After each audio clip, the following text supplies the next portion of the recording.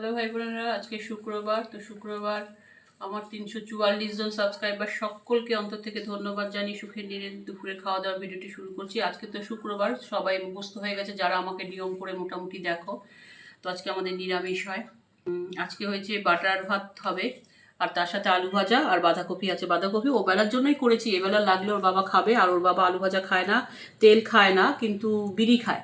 ঠিক আছে, তো তো আলু ভাতে খাবে আজকে। আলু ভাজা ও আলু ভাজাটা পছন্দ করে না, বাটার আলু ভাতে খাবে।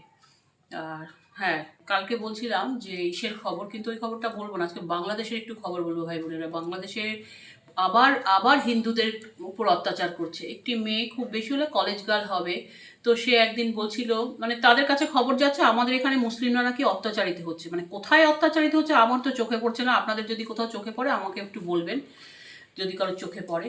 তো বলছে অত্যাচারিত হচ্ছে, তাই মেয়েটি বলছে যদি মুসলমানদের অত্যাচার হয় উপর ভারতে, তাহলে সেটাও আমি প্রতিবাদ যেমন করছি, আমি একজন হিন্দু হয়েও আমাদের বাংলাদেশে যে হিন্দুদের উপর অত্যাচার হচ্ছে সেটাও সমপরিমাণভাবে প্রতিবাদ করছি। আর আমরা কেন এখানে জয় শ্রীরাম নিতে পারবো না, মানে বাংলাদেশের কথা বলছে মেয়েটি। তো আমরা জয় শ্রীরাম আমাদের একটা ভক্তি শ্রদ্ধা জায়গা, মানে ভক্তি শ্রদ্ধার জায়গা, সেখানে আমরা কেন স্লোগানটা নিতে পারবো না? ঠিক আছে, তো তো এইসব ও বলেছে, প্রতিবাদ করেছে বলে কদিনের মধ্যেই ওর বাড়িঘর পুড়িয়ে দেওয়া হয়েছে। ওকে রাস্তায় পুরো নামিয়ে দেওয়া হয়েছে একদম। মানে ওখানে মানে হিন্দুদের কোনো রকম বিচার পাচ্ছে না, কোনো রকম বিচার পাচ্ছে না। আরেকটি মহিলা আজকে ঘটনা দেখ, এই এই 2-3 দিনের মধ্যে এই ঘটনাগুলো হচ্ছে।